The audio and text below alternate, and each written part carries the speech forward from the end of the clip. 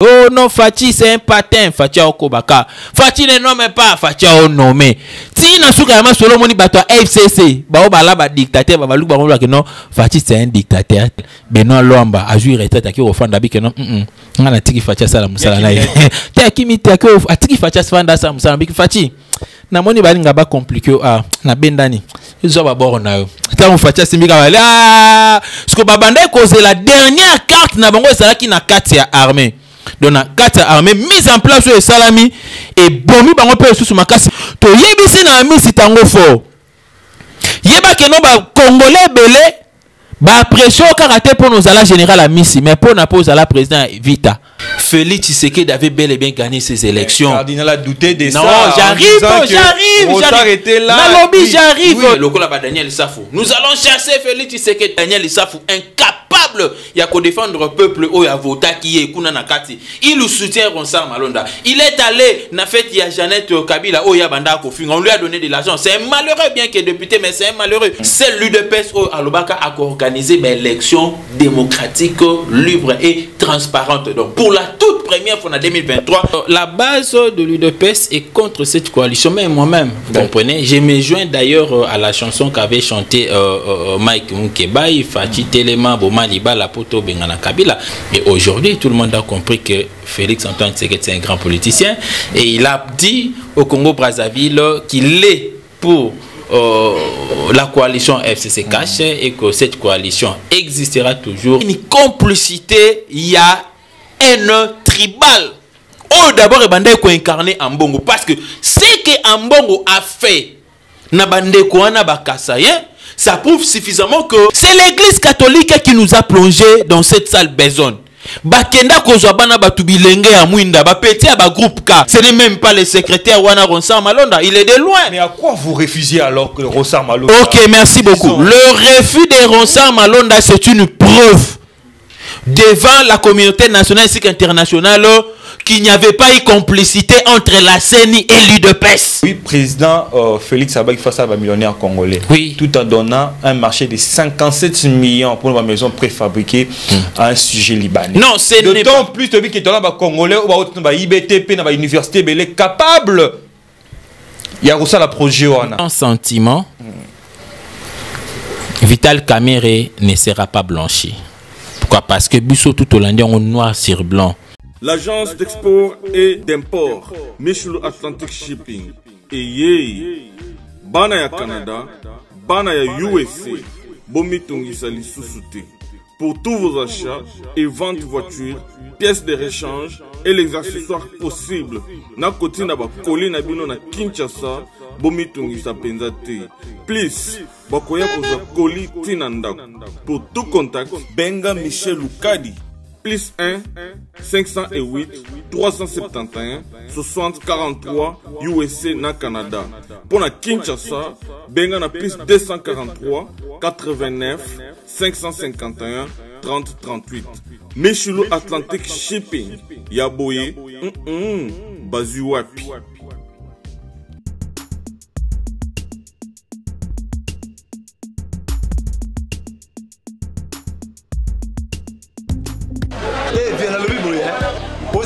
Changu mwana njili oyibi yango bien que JB service eza agence ya mwana njili mwana changu mais ozo sazade otina ba koli na ba chance moko boye banoti la koli mona 2004 il est là 2019 koli mo yate oyibi ke il eza la passe agence eza ka moko on a déjà mwana njili na Saint-Thérèse JB service ngamo na confirmer ngo po tini diko li 10 ans c'est commis et puis les autres les commenter mbala moko papa ni les gens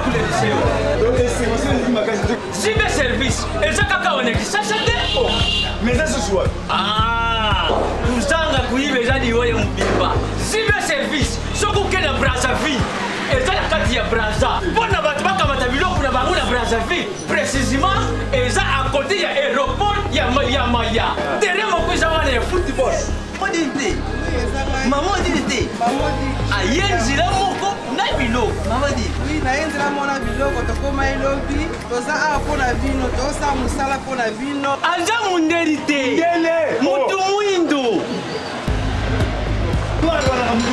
Asali Congolais le kula yo na ngai. Maïla, yango moni JB service. Mikolo il va bazo le bakaleka. Papa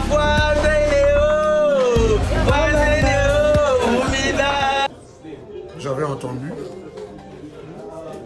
et j'ai vu. Félicitations à Congo Promo TV.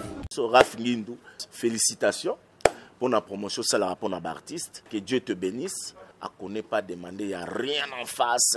Suivez Congo Promo TV avec le PDG Raf Ngindou. Nanenga mabete Congo Promo Raf Ngindou. Boga, en tout cas, félicitations, merci Sito Oumela. Raf Ngindou, le présentateur de la force créative Congo Promo. Borotos à la force militaire de Congo Promo. Et faites comme moi, allez voir Congo Promo, tv5.com. Donc au nom de Jésus-Christ, nous bénissons le Congo Promo. Avec Raf Ngindou, Congo Promo ne tombera jamais. Nicolo Congo Promo ndé. Ouais, balobi Raf Ngindou. Congo Promo toujours, grande puissance. Come on. Congo Promo qui t'orgosse net in a film. Congo Promo, babundana nango. Raf Ngindou. Congo Promo. What a plus, what a boss.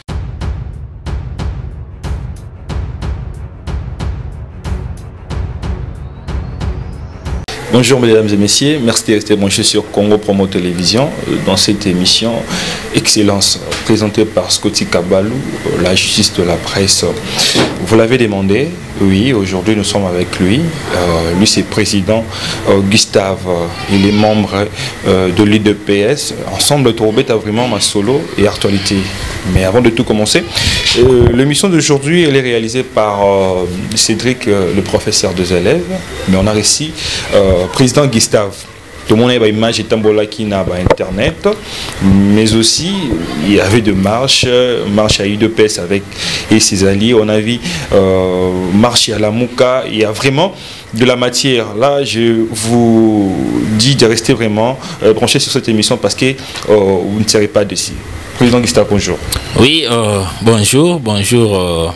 Ça dépend de l'heure où vous nous suivez. Bonsoir pour ceux qui sont déjà, je dirais, dans la soirée. Mais je ne dirais pas bonne nuit parce que vous ne dormez pas encore, vous nous suivez. Et je sais qu'on aura des bons moments pendant cette émission. Et je parlerai, il n'y aura pas de tabou. Parce qu'on est là pour parler, pour édifier les Congolaises et Congolais. Et pourquoi pas tous les étrangers, mais qui aiment bien suivre l'évolution politique de notre pays, la République démocratique du Congo. Ma toute première question, la santé de la coalition Cash, comment vous les trouvez? Non, vous savez, la coalition, d'abord FCC plutôt Cash. FCC Cash, voilà, excusez-moi. Comme venait de le dire le président de la République, pendant qu'il était en visite diplomatique au niveau du Congo-Brazzaville, il avait dit que la coalition... Une visite qui est tant critiquée. Non, bon, ça ne pouvait être critiqué. Vous savez, aujourd'hui... Que ça ne peut pas être un donneur de leçons pour les Congolais. Non, écoutez, si Dieu qui a créé je dirais le monde aujourd'hui, d'une part il est critiqué par les gens qui n'aiment pas accepter qu'il y a l'existence, cette existence-là divine, et à plus forte raison Félix Antoine Tshisekedi, l'enfant d'Etienne Tshisekedi, un Congolais et un qui venait encore des circuits. Comprenez seulement qu'il y aura toujours à des fois des contradictions, il y aura des fois des contestations parce que l'homme était toujours créé comme ça. Mais dis-moi, cela ne peut pas lui empêcher à faire ce qu'il devait faire pour le bien des Congolais. Et aujourd'hui, tout le monde a compris que Félix Antoine Tshisekedi c'est un grand politicien et il a dit au Congo-Brazzaville qu'il est pour la coalition FCC Cash et que cette coalition existera toujours, mais son travail sera, n'est-ce pas, je dirais, de dépuner, d'extraire ceux qui ne méritent pas rester dans cette coalition là, parce qu'il y a des troubles faits. Là, cette fois-ci, on peut se dire que le président n'a pas écouté sa base parce que la base de l'UDPS est contre cette coalition. Non, écoutez. La base de l'UDPS est contre cette coalition, mais moi-même, vous comprenez, je me joins d'ailleurs à la chanson qu'avait chanté Mike Moukebaï, Fati Telema, Boma Liba, Lapoto, Bengana Kabila.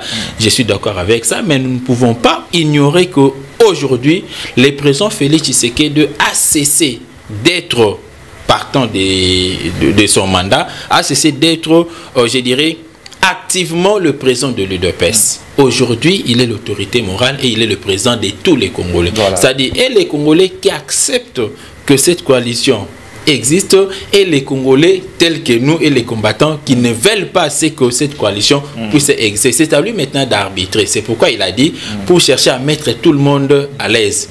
La coalition va exister, mais nous allons enlever, extraire ce qui ne réjouissent pas le cœur des Congolais et le cœur de la base que nous sommes ici. Parce que nous savons dans le FCC, tout le monde n'est pas médiocre. Moi, je n'ai cessé de le dire.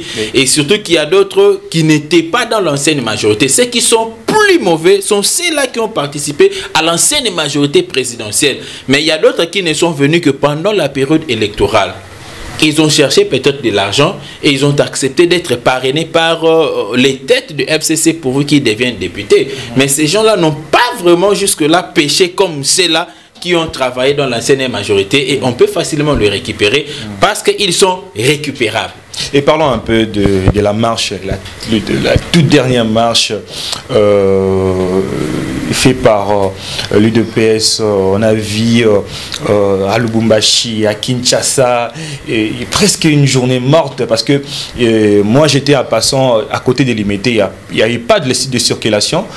Cette marche, le but c'était quoi? Parce que les gens critiquent aussi quelques combattants de l'UDPS en disant que Bato Ebele na l'UDPS va marcher qui main. Est-ce que la mobilisation, le pourquoi marche on est Salamaki? Et puis ma deuxième question, parlons de cette marche Salami. Solution ni te trouver dans la marche. Ok, merci beaucoup. Moni, tant que l'UDPS a marché, les combattants sur Batambol va butité.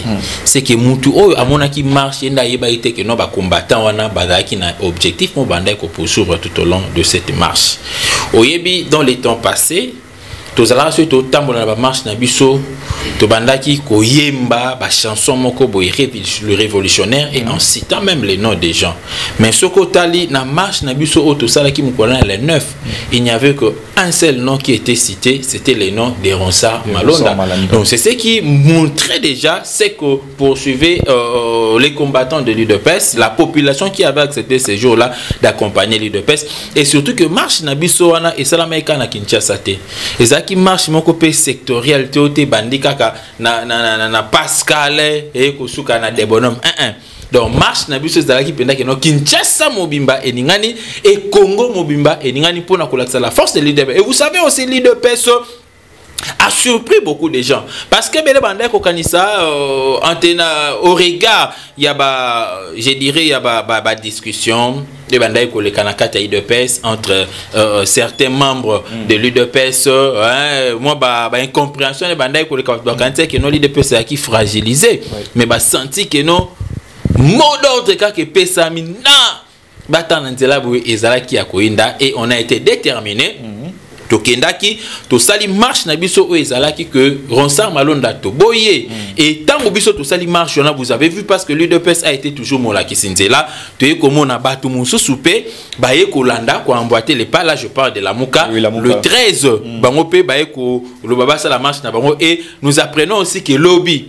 peut-être marche mususu pe ekozala ka vous comprenez mais marche bato ekozala lobby anga na okama bino mutu boponi Ronsard Malonda zala wana parce que le lobo comme ça la marche bobo ya parce que lui de pèse banani baponi Ronsard banani ba rose mais eza mbongo ti ambongo mutu aponaki etangu sel ici ado ça la marche c'est l'église catholique non parce que ba ça la marche pour na boya Malonda wana ezali marche moko ya mascarade donc ba ça la ngolo ko amoni que non le seul parti politique a défendu intérêt à peuple congolais à télémi et que peuple à comprendre à adhérer na idéologie na ye ba on va moni que non so to bito tikala et rosopa biso bien que to damai bala bien que zela cop na biso ka mais simbité to tambolara na nzela o bango basi ba tracer parce que so to landi angote et kozala déclin na biso ndo moni la Muka a ko emboîter les pas.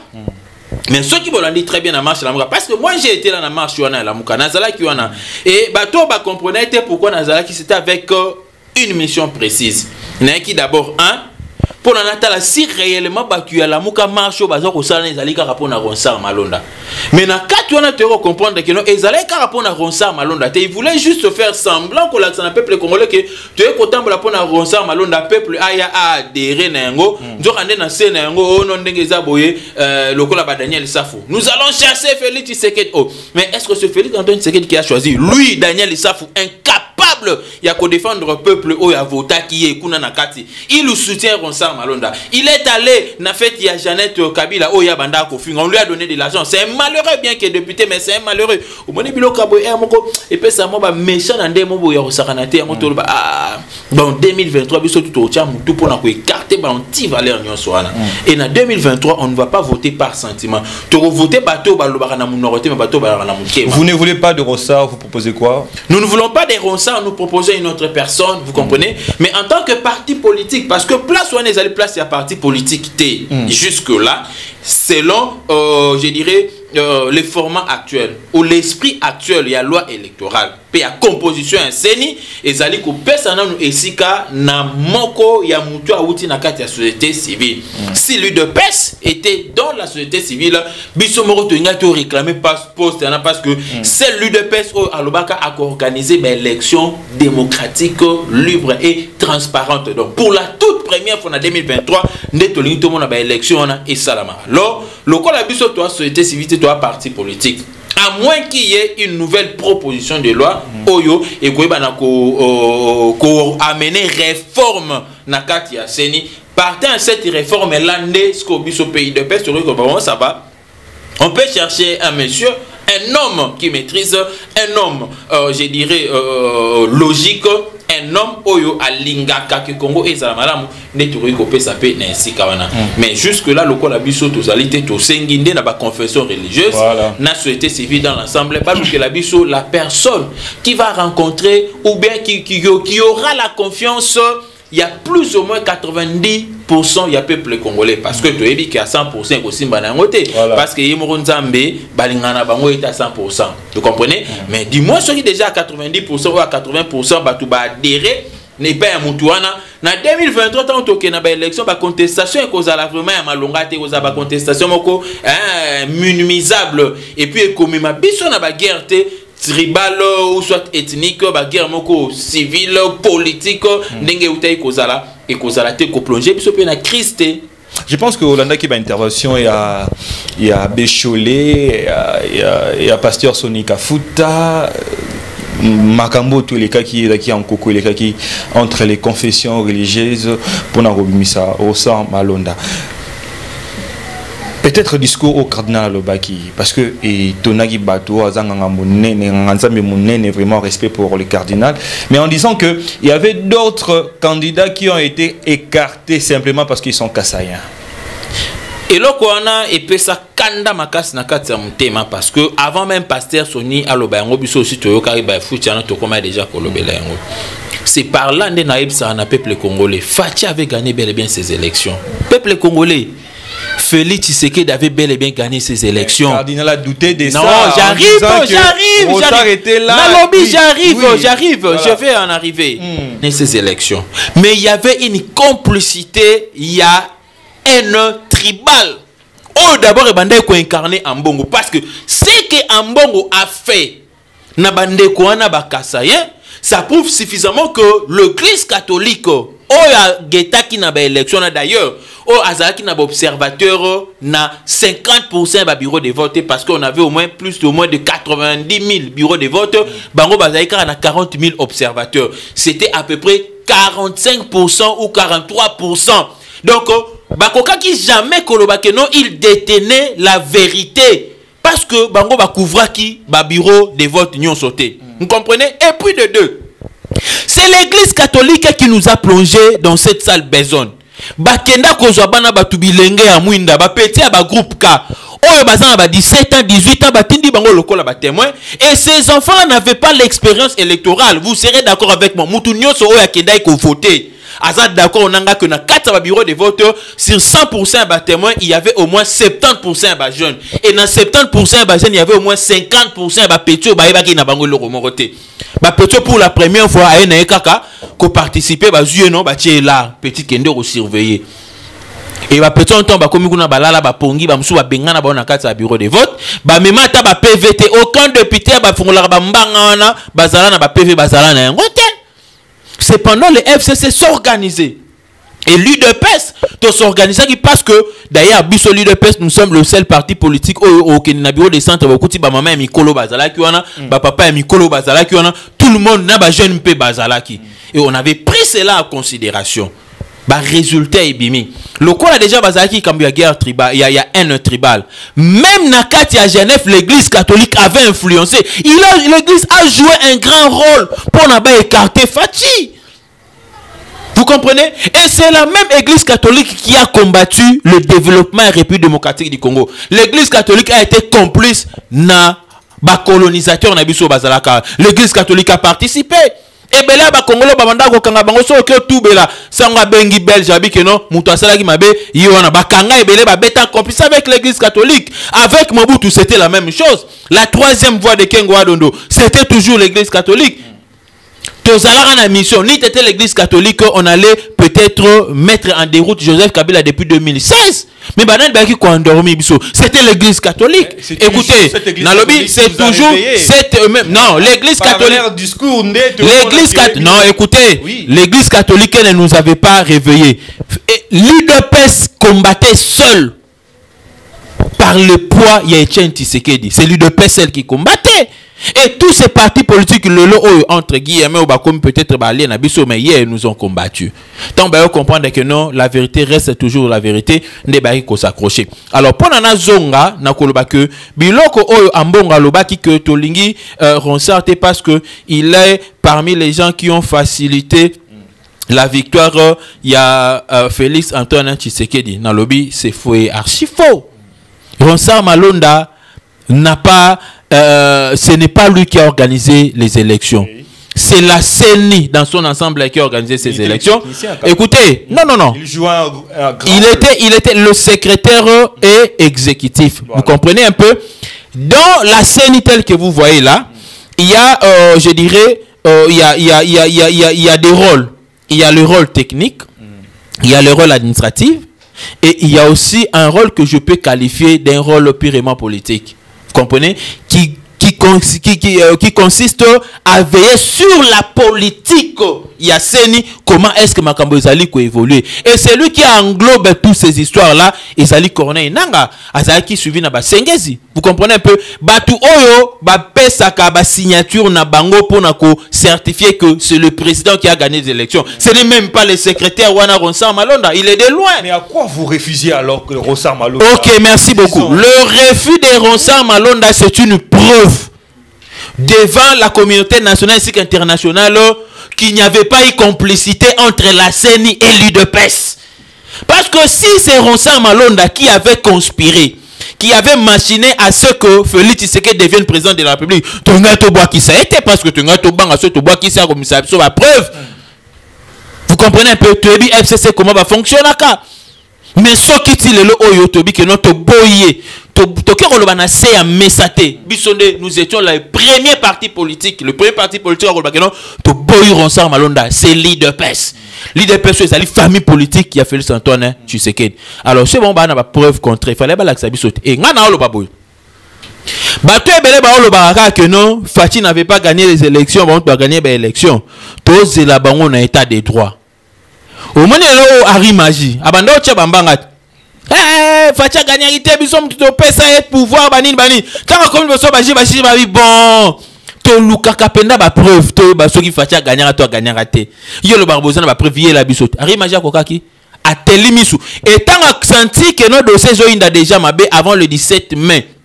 Harry Magia salara vidéo moko boye et mission moko sala liboso permanence na bango kuna na nini na Gombe aolela babetingai d'ailleurs kutu ndenge za benga na zo bundela pona M17 na ozala tanga moko taso ekolala na osala grève de faim na epte so bolanda ka na osala ba grève de faim kutu ndenge za bona ba élection to salara bango ba yebi pourquoi est-ce que Chadar a raté ce Chadar a raté zala pona mutema mabe na bango yango no moni Félix Tshisekedi a gagné ba élection na ye a gagné ba élection na ye ba komi ko biloba loba c'était sorti de la bouche d'Harry Magie et tant que komi ko na FC bimisa so ba preuve que non yo lobaka liboso Fatia asala na ba preuve Martin Fayulu lobaka makambo moni asala na ba preuve et il a compris à la ligne où vont les choses sokata Fati a revendiqué te biso peuple to ko revendiquer pour na tout monde clarté na dossier wana ya Martin Fayulu lobi que non j'ai pardonné na ko kotala makambo eleka te to banda kotala makambo ya sika ndo mone ezangisi batu mususu na marche wana o basala ki ala muka awa basala réclamation en vérité des urnes parce que vérité des urnes comme bon mobo ya Martin Fayulu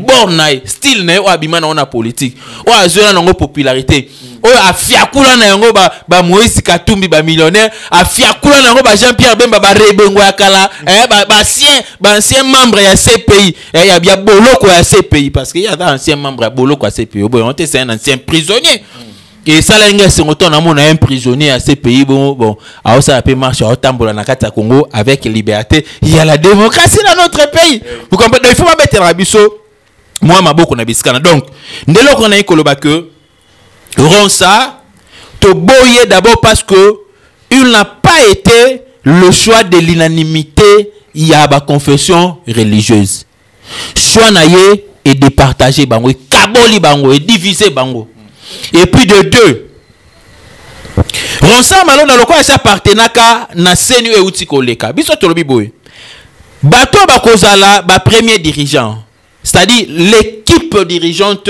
ya seni nde bazala 7 wana il faut bazala batu oyo bauti un na seni ya kalate de bazala batu bauti na parti politique te bazala batu bazala moralité ya malamu bazala batu oyo babimi na kati ya société civile vraiment et puis na ba église on ça église ne joue banate kimbangi se ba wanga ni babi keno ba yebi na bango ete civil o ezakutu déjà critiqué par Binomoro bataille de paix et puis beaucoup de confesse pas misé. Non, écoutez, ce n'est pas tout le monde qui est diable. Au moins même le na FCC.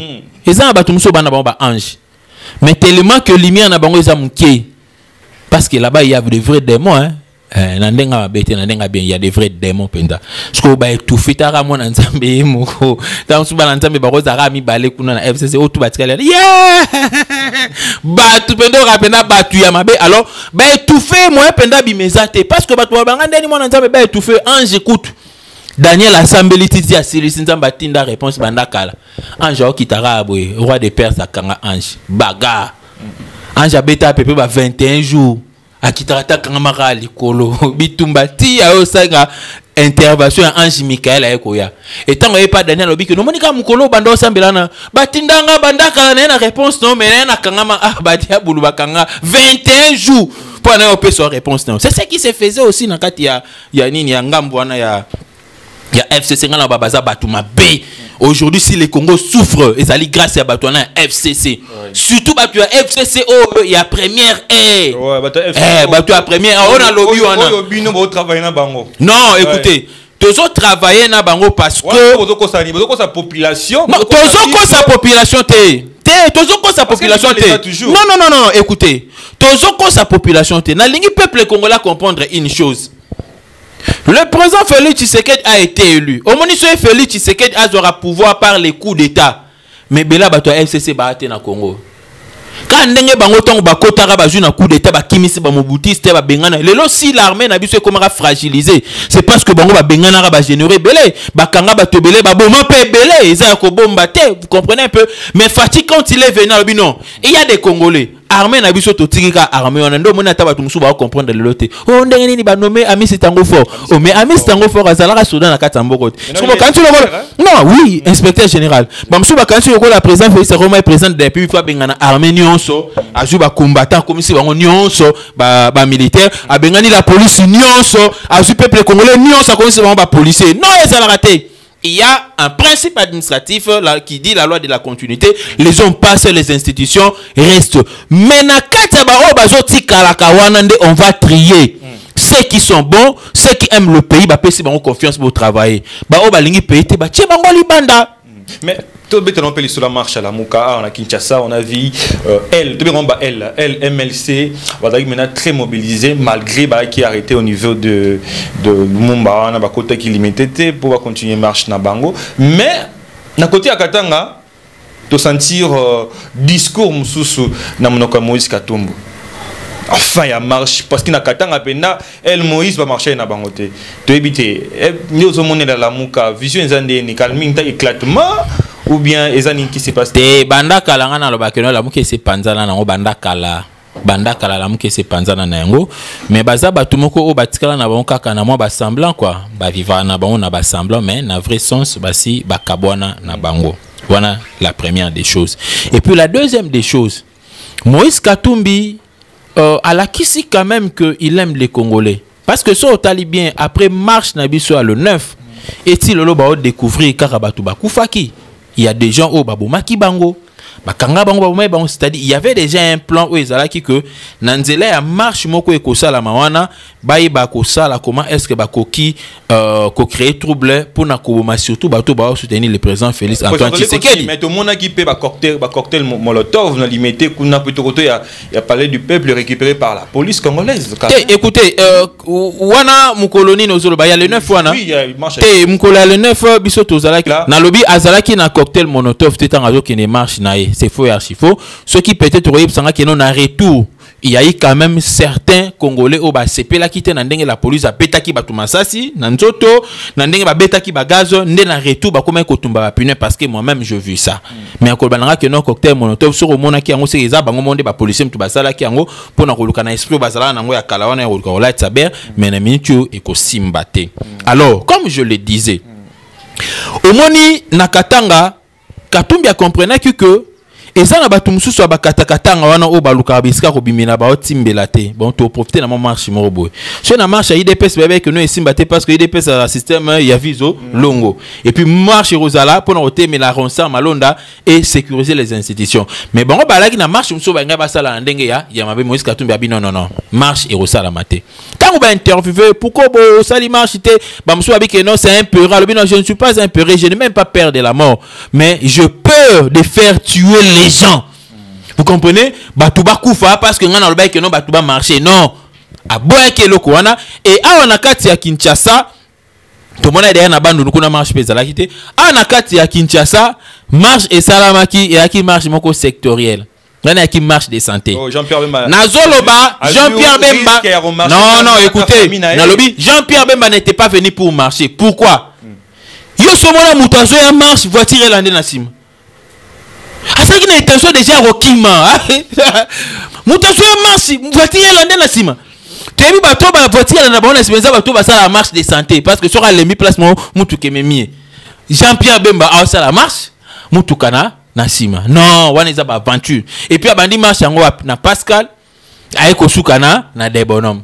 Non, on est qui marche. Il y avait quand même l'intervention de la police. Mon frère, la population. Nazolo Banayobo et que il ne pouvait pas risquer sa vie. C'était avec raison au biso bas na biso des pestes aux qui d'abord na terrain, na marche on a d'abord un d'ailleurs pour na ko sala bango renfort. Ko sala bango renfort te pour na bazali la muka non. Mais c'est parce que objet au bango basale là qui marche na bango et uta ke pa na biso. Le quoi la biso de to lancer qui ont to sala ko luka batu ba appuyer biso et appui na bango et ya ki pona ko baksa un plus na o biso to sito salaki. Donc en réalité l'UDPS avait fait ce qui était l'essentiel to sito tondi si mai et skala ka moi litanga moko pona etanga se déverser donc muto asali musala makase za o atondi si mulangi. Et puis marche FCC or le baki na mémoire otanga o et ça la but marche na et ça pour na lipe mati 300 francs. Ah quand na lobby na yo FCC baza bandoki. Pourquoi na bino ba bandoki? Peuple congolais faut pas comprendre. Banani basali li pané mata 300 francs. Eza bato FCC. Pain victoire là que vous voyez qui gère le pain victoire. Banani ba actionnaire kuna. Mais ce sont les membres FCC mtu ba actionnaire kuna. Bangonde na yebisa na Janine Mabundu parce que Janine Mabundu abeta li pe mati. Mais on est parce que kota la ebo ali ata li pa wana te. Lipe mata qui te, c'est-à-dire ba diminuer qui ba réduire qui grammage ya lipa. Parce que lipa oyo ezala qui oh poids ya lipa disons grandeur oyo ezala qui na lipa ya 200 yango nde koma ki na lipa ya 300. Parce que lipa o qui a descend va réduire au moment mais etika donc le premier prix à lipa ya pain victoire c'est 200 francs baguette wana. Au moment où les Congolais pena okufa parce que le ménage des Congolais ne se retrouve pas dans mambo tous au salamaleo. Pour na Congolais à se retrouver très bien dans deux sur le lot.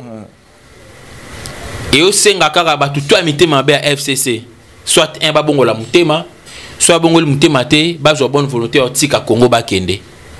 Parce que nous sur le lot sur 100% il y a ba opérateur économique au bassin na Kata Congo. Au moins 80% ba opérateur économique bazali ba membre allié ya FCC. Au moni ba Libanais zomona ba chinois ba indo pakistanais tout ça bazali ba fruit ya FCC. Ba mususu ba patron ya FCC bazwa bala ba pesa bango bima lokola ya bango. Et bah j'aurai un pourcentage na katouana. Et tant que na kosa la ba réunion, il y a une entreprise va commencer à entrer entreprise des ali. Le classique wana FCC balobaka, nous devons compliquer la vie sociale du peuple congolais. Alors bon Matisabilo, on a un peu ce exemple moko. Si réellement les entreprises que vous voyez à Libanais appartenaient aux Libanais, nous avons un ministère il y a travail ils allaient à tout ça na SMIC. Pourquoi babo ya ko futa réellement ba congolais na ndenge to lingelaka. Mais au moins na so ba tie bango pression ba bengi batu na bangwana batu na ba ke ba lesi la ba bibo doser. C'est beau tiens pression le président Félix Antoine Tshisekedi à rendre effectif aux ali parole naïe d'honneur à l'obaki que il fera de millionnaires congolais. Toliki ba millionnaire congolais na baya na nzela ba investissement na nzela ba facilité ba repesa bango pona baye ba Gustave là je me permets d'abord ya ko baksa question parce que oui président Félix Abaki face à ba millionnaire congolais oui tout en donnant un marché de 57 millions pour une maison préfabriquée à un sujet libanais. Non, c'est d'autant plus que qui ba congolais ou ba IBTP na ba université belé capable ya ko ça la projet wana. Merci beaucoup. Naline a précisé que ce n'était pas le président Félix Tshisekedi qui avait pris langue avec Jamal. Ce n'était pas le président Félix Tshisekedi qui a signé un contrat. Non. Nous savons que c'était un contrat. Il y a président de la République. Mais le cabinet du chef de l'État, il fallait étudier. Ndomone Sikabo et Bebaki. Selon les conseillers en charge de finances, il y a chef de l'État, Marcelin Bilomba. Alors, Bakini, Abitoye Bisaki na Vital Kamere, au lieu de na Libanda, nous allons perdre. Tozouaka ba Congolais, Totonga Banda kuna ba brique, parce que Toza na ba cimenterie na biso ezalaka. Ah, Tokotonga yango na faible coût, et puis Toko utiliser franc congolais, mais des vrais congolaises et ko bénéficier. Mais Cameroun le Kozaki na ba carte na ye, il faudra benda bala na carte à peu près ba 48 millions na carte à cop wana, ba kabola, et mo benda sur ba 20 millions na carte à poche. Pour na c'est ça moi si na ye Amida, c'est ça ba Masaro et consort. Ndakenda ko beta Faubourg wana e kenda ko zana ba impact négatif voire même na carte à banque centrale na biso. Et le lot si il y a même l'inflation Vital Kamere a contribué parce qu'ils avaient épuisé même la réserve en devises. Comment est-ce que Batouana Balingak va faire plonger le chef de l'État Nakati Yaber Moko Boye pour le peuple congolais a rejeté, mais Dieu merci a simbi toujours le président Félix Antoine Tshisekedi. Donc pour la cause on a likamuna bandai koloba likambu ya économie lelo oyo ce n'est pas une affaire ya Félix Antoine Tshisekedi parce que le FCC a géré pendant plus ou moins une vingtaine d'années, 22 ans presque, oh ya géré na Katambo Kanabiso, ba privatiser ba entreprise union so ezala qui à l'état. Ba récupérer yango ba créer ba doublure na yango, comme ça ba là il y a bien comment on compte na ba doublure oh bango ba ça ba actionnaire na kati, ba vraie entreprise ya l'état oh koke ko kota mbongo na l'état pour na ba congolais ba vivre ba mettre yango en faillite. Fati un grand travail à faire. Oh, ba congolais to sengeli to comprendre. Il doit agir. Tout Congolais, il doit agir. Il doit agir, c'est pourquoi il est en train d'agir. Aujourd'hui, j'ai aimé lorsqu'il a nommé, je dirais, le procureur près la cour d'appel de Matete, monsieur Kissoula, a nommé le secrétaire, je dirais, général. Oh, nyonso etali ba fuite financière. Donc, tout a ibambongo, toi ko ibambongo, qui sous la refongolela nini miso. Alors, nantela bilo ko ande ça là, ba tout ba yiba bambongo na ndenga des autres ba kozong sa bambongo et économie quand même il y a République démocratique du Congo et kozala relancer donc ilonga na koyi koloba FCC oleba sala marche ya lipa ndenge mataki 200 francs non il faut baloba que non to ça la marche ba FCC to bongo la mutema to zongsa mbongo ya peuple congolais oto yibaka to kenda bomba na ba Panama Papers to tika économie ya Congo ezala na maboko ya ba vrai congolais c'est ainsi que torbete la bango maboko mais ceux basale loko anate torbete la maboko te ata muke parce que ce sont eux nde ba plonger biso na gouffre oto za na yango lelo mitema mabe makasi Rita Bola en détention provisoire. Bah, après avoir géré des GRK, toujours la République de juge, ils ont continué, c'est étape par étape. Hein. Mais la lobby tant que un état des droits. Mais c'est l'appareil judiciaire qui fait son travail. Et dans quatre appareils judiciaires, tous en a banane. Tous allés na ministère public, tous allés na ba OPJ, ba officier judiciaire de police judiciaire, tous en a bango, tous allés na ba magistrat, tous en a ba juge, tous en a bango, tous en a ba avocat. Vous comprenez un peu? C'est ça. Oyo tous allés kobenga un état de droit. Bango nesko ba kozala ona pour na ko canaliser biso enfin que tout ça la ka ba dérapage te. Si vous avez des dérapages, bazongisi nanzela. Pour n'importe quel biso tamba na lolenge moko ya malamu. Soki bakangi Rita Bola lelo na zo bakeno singeza mula ibande na ko kangaye suite ezali. So bakangi Rita Bola c'est faut kangangi mbuta. Na lobby bo suite ezali. Na suite nande na bo utanga ba kombo pona batu mususu ba kopakata mbango. Omoni facha ibisa déjà na Sasunge mikolo ba boîte bando katsate. Soko mona tan ndeke alinga le kabefo kangana ndeke na bokitse bota nature ya ndeke wana azali ndeke so azali ndeke o ya IDPS botiki o ndeke tamsu ya lamuka botiki mais so azali ndeke o yani bochaye na kata kazi bobengana ya ko récupérer dossier Vital Kamerhe et un appel vous pensez que à quoi il peut bénéficier na liberté ou bien réduire peut-être peine non na lobby sans sentiment Vital Kamerhe ne sera pas blanchi. Pourquoi? Parce que biso tout Hollandais on noir sur blanc ndenge nini balakisi biso d'une manière intellectuelle détournement n'andengeni salamaki parce que c'est un travail des intellectuels et cela nous avait été démontré aussi intellectuellement. Vous comprenez? Na lobby écoutez non okoye pas aux l'art au côté on keneza kado na binanu yo monate mutaibi mbonga kasombela ngo mutuka ce que le banine mutaibi mbonga sombela ngo mutuka est-ce que na kata entreprise on a mis tout ezalai mais mbongo nde mutebungi mais momoni mutako mbamona lupango à $200,000 c'est là wana randa ibiango aya sombeli yango lopango bisoto olandela ba trace nyonso oyo ya mbongo wana. Vous comprenez un peu? Alors lelo oyo na pire esprit innocent moi ou innocent moi parler vérité moi moi pas compris vous comprenez un peu donc ça dit nga boye pe le 24 alo ba ke non alo ba vérité on ina roloba ngana lobaka yango so botela tana ba émission belé na salaka mais dans la télévision ils ont annoncé net na loba que Jamal n'a pas été logique, qu'il avait refusé de collaborer avec la justice. Vous comprenez? Parce que c'est lui qui devrait faciliter la justice. Mais le cas là-bas, c'est que puis les mauvais avocats, Ezali Bokolombe, c'est Bokolombe là qui est les mauvais conseillers juridiques, il y a Jamal. Ce qu'il y a bisaka loba vérité, Jamal balinga ba kanga été. Peut-être peine elle ngeza ba une année ba 2 ans. Vous comprenez? Une année 2 ans puis c'est bon ça va na 2 ans on a si ça ba boulot nyonso o yo bandaki. Balinga ba tikana bangoe. Mais Jamal au la cause que départ, moi pas rencontré Vital Kamerhe, moi connais pas Vital Kamerhe. Je ne l'ai jamais vu, hein. Je ne le connais pas. Voilà. Et Nasuka Solo, oui, moi j'étais chez lui. 3 minutes seulement, 3 minutes Vital Kamerhe, oui, il était venu chez moi, bon voilà. Hein. Wakanga mi ba kondimana c'est-à-dire intention ka wana ko wanga ndé kasha ki ba réalité et belé et tala Suka Solo voire même ba avocat. Il y a Vital Kamerhe. Au lieu Nathan y a plaidoirie, va plaider pour la réduction au cas où. Parce que l'avocat a plaidé pour un client, ce qui a senti que notre dossier a peut-être louche, il a un peu douté. Et que peut-être il va condamner à des possibilités. Alors, que non. mon client est innocent. Mais au regard, il y a peine au Bolobiana si s'avérer par rapport. Bossa la moi réduction, il y a peine à proposer. À cause la débat, il y a peine wana. Mais soit tellement basa qui débat, il y a peine, il y a réduction, il y a peine.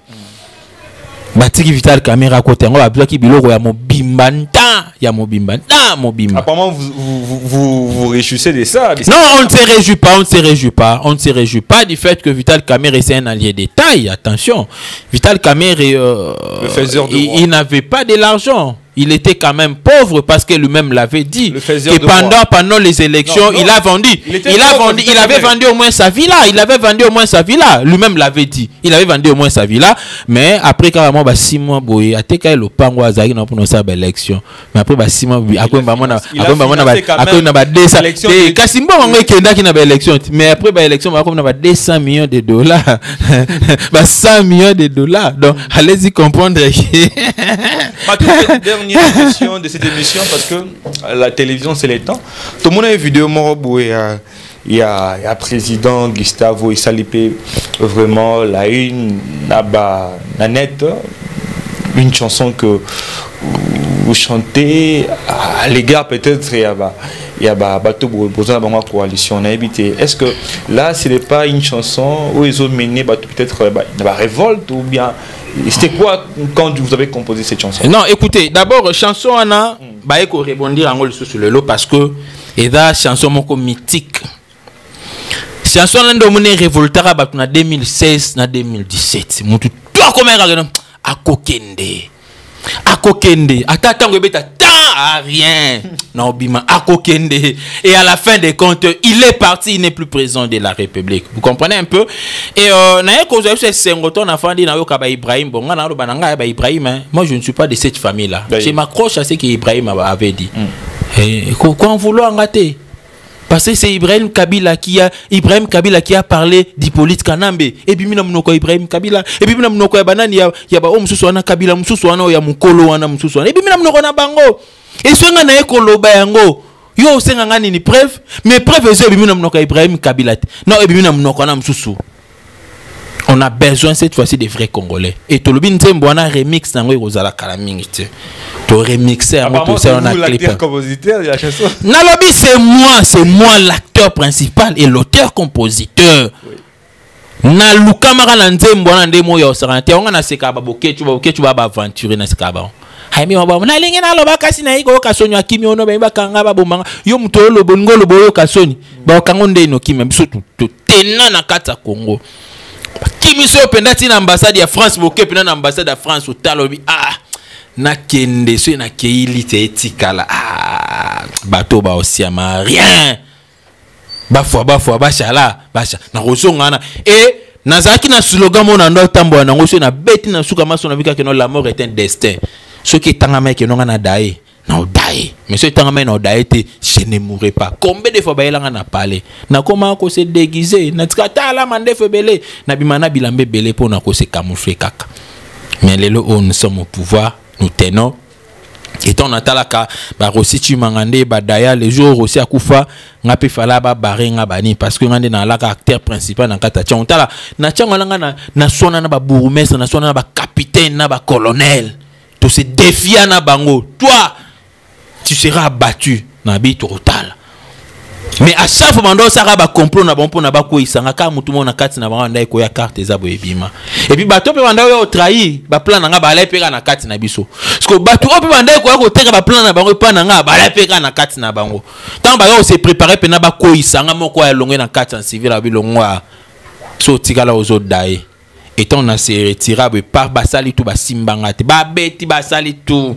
Nasuka maso tu ando swana na sango to swana na sango na s'intéresse dernière marche to sala kana to swana ton ozo téléphone ba benga ba bisinga ke no réussi à kufi mena ton na lali na butu na lota ba betinga masase zunga mena kufite na lamuki na 5 heures na sali prière na binzambe so na kete chango etele matifona kende l'Éternel est mon berger 123 la béton na Bible na binzambe na kei la mort est un destin so nga na dae na dae pona ba topi ba kufa na mo na sali ba système ya Bible ndenge lo ba le dieu d'Abraham dieu d'Isaac na beleli pe père na nga mon père na bi ko daya mais kanisa vo dayo changa maboko to pambola ngai litoto comme on a suka na zonga pe envie batu bakamati le ndenge to salibwe donc nzembu wana mutu yoka ka ngo fait révolte ka révolution batu ba comprendre que kokende Kabila lelo oh ce n'est pas un cadeau, ça a été le fruit de détermination du peuple congolais et on a été déterminé, on avait vendu même nos vies tobi que non so to nga batu bando kanisa kino na kufa batinda ta ba journaliste belé ba lukandeli ba bimisanga pona balianga rien batu bebaka ke nonga na daya même kolona ça apparition batu ba on dimate et on est là ndengo mone perception ba courage l'auto tika la très dynamique tout trahir te donc na ABC na bandeko ba mona kinga na marche aussi c'est la fin de cette émission, donc il faut donner un mot de la fin. Oui, na bandeko ba mona nga na marche ya la muka c'était une présence stratégique parce que le lot na koyi ko bete la le sonde ni marche wana le kaka bato tout bo mona na kata na ba onyo so ba yaka na ba marche te ba msu ba la bato ba beta makolo pona ke nous transport na des bonhommes comme preuve tant bato tout ba komika na des bonhommes ba ju ba transport marche pe si la tesa nini et si parce que pendant que na ba boulot et surtout le kola mbule betaki ba so de muto misa to na ngona chango muto akoma pona zo transport malam il faut bétaner ma colotina des bonhommes. Donc toi qui t'a changu à contredire parce que nous avons les images et bateau ba bimaka et belé na tongo na ezali la moitié à bateau ba sala marche ou ba sala qui marche mkoloana et na kata marche on a biso peto participer qui on a été là pour montrer à la face du monde que non l'UDPS et loko ya bandaki a commis na yango tina suka. Alors Nala rochité kaka na kolba que de quoi ko préféré peut-être ko benga biso na plus 243 89 457 33 88 plus 243 989 703 à la fin ce ko bengi biso moi ba encouragement na yo et resala malamu ba conseil pe belé sala malamu bandeko pe ba na système azolanda ofinga na yo mena olo ba bando yo banda ko finga ngwanda a okembaka kuna terminateur et loko te biso to ko baka abele l'occupation ti et le remonter oh non Fati c'est un patin Fati okobaka Fati ne nomme pas Fati o nommé ti na suka ma solo moni bato FCC ba o bala ba dictateur ba luka ba que non Fati c'est un dictateur oh to comme on a net comme on a dictateur ya Mobutu ba bossa no ba que non na dictateur parce que la plus mauvaise dictature que nous avons connue dans notre pays ezali o ya Joseph Kabila mais so moni ba Emmanuel Shadara lobi que non dictature ya Mobutu c'est que bangi ndo otanga kombo ya Kabila pas que non so ten combat toi viens ici. Comment yeme mikolo yeme ko mitra yemo chombo le kate et puis ngakati mikolo na sabino ba réunion zo tukana ndemo ya osanate bon ça la calme un peuple congolais donnons le temps au président Félix Antoine Tshisekedi c'est un fin politicien moi na sphinx biso tolobaka to yebi que to tanga na biso classe T tout ça na biso te mais musa na biso na terrain ezo la ki non to tanga koleka et puis to yebi koleka parce que to beta bango ba kati ndemo ya sanate so to bito songa kana bord ya mwana mboka jama kabunda ba benga étudiant ma pesa bango ba leçon ndemo ya sanate et le là Alexis Tamboma ba comprendre comment est-ce que président du cour constitutionnel après ko pesa jama que raison tanga lo ba que non moyen to kende na congrès exact parce que le chef de l'état lo ba qui est illégal et le lot on web sabino pour votre information le président Félix Antoine Tshisekedi a été nommé 3 membres ya cour constitutionnel Benoît Loamba a joué retraite qui ofanda bi que non ngana tiki facha sala musala na ye ta kimiti ya ko atiki facha fanda sa musala bi fati na moni balinga ba compliqué na bendani izo ba boro na yo ta on facha simbika wala ce que babanda cause la dernière carte na bango sala ki na carte ya armée donc na carte ya armée mise en place sur salami et bomi bango pe sous makasi meto yebisi na chef de l'état vise longo le kamakasi to yebisi na misi tango fort yeba que non ba congolais belé ba pression karaté pour nos ala général à misi mais pour na pose à la président vita donc c'est à dire quand il est général yeba que non quand il trahit la République démocratique du Congo trahit pe vita ce que retire na ba histoire ni na kati ya mutema ya bato donc to pe sur confiance inspecteur général ya armée na biso sala boulot ndongo sala boulot la kisa biso que non est mon peu polémique ezalera bien la kisa biso que non yo le ki John Numbi malgré na mukuse na yo mais o leki na mulai o leki na esprit la kisa biso que non yo rozongi sa kimia kuna o comprendre yo moko yo bisa biso na ndem mission moko vieux c'est que ça ma be vieux mais respect inspecteur non ba supporters mususu ba benga nga Kirikou na yo kaka yango vieux Kirikou mais na suka ma solo Kirikou abikisa mboka donc to yebi pe que non na fingi ote na zonga kana esprit mo ndongo lobela ki na pire espoir na boyo tindelanga ba pemba banini na pire esprit ka ndongo lobaki banini alors La qui sait que non, boulot no yebiango malam peut ko sala yango pour protéger les Congo et surtout que na est bagarre ezala trop. Lolo o so qui est qui mi quotité vie. Avant de décevoir na biso bato to na Kinshasa, biso to na Bandundu, biso to na Congo central, biso to na Kasai, biso to na Katanga o décevoir na no bande ko na biso to ba na est. Parce que ta no pe sa image ya malongate donc coup de chapeau. Ça la boulot. Surtout soutenir nos bâtiments sur la nomination. Mais quand tu as battu au baquet, retraite, levé John Numbi, Mikolo, na garage, c'est l'air au bon ça. Promets ça. Ba moto, Anji Lipe, Ezali. Je compte, je vois que mon localisé belé. Si tu la population est Zolanda Bisso que parce que la question est belle tellement c'est le temps oui de toquer cette émission à l'élo dans la semaine prochaine pour continuer vraiment une émission alors la deuxième partie vraiment et que ça la mala mingi wana zali ko bisa mama Chantal Masengu lolaka o na beta kiwana boko ta vraiment makasi Cyril la solo papa Mukuna papa Kazadi bino nyonso ba Daniel Kasongo bino nyonso ba bienvenue Samba ba mama Ani ba mama Kongolo bino nyonso vraiment hein boyebi problème auto zali na yango actuellement na kati ya Zafacho vi ba confinement boyebi comment est-ce qu'on a eu quand même ya otiamo ba vie de belé na o etala ki paiement ya loyer na biso mais bino tout o zali ba partenaire ba membre tu ya Zafacho to sengi na bino botia maboko na lomba parce que tant baza ko longo la mesure ya état d'urgence to ko tambamo na kati ya ba activité ya makasi parce que tondo ça déjà ba activité na ndenge assez na to banda mo ba activité mo we ba te belé ba kolela alors biso te na président Fati yo ko loba na sous te kan ndongo loba te fanda calme yo so ko boaki biso mo to eto relayer o boaki biso mo to eto vimbisi en do mikolo to lobi bakoya ngonwa bakolela te mais bakolele bakonager bako nager pe lisusu te mikolo tobi bako pumbwa na mapapu wapi oko nager. Merci à tous ces gens qui nous ont suivis. Merci à président Gustave. Merci beaucoup. C'est la fin de cette émission. Moi aussi, je profite à remercier tous les abonnés de Congo Promo Télévision. Là, je vois directement le boss lui-même, le boss Raph Ngindu depuis Dallas. Et sans oublier aussi mon pote Freddy Lunga, maman polyglotte depuis Londres, mais aussi Jenny Mangaya. Mais l'émission a été réalisée par Cédric, le professeur des élèves.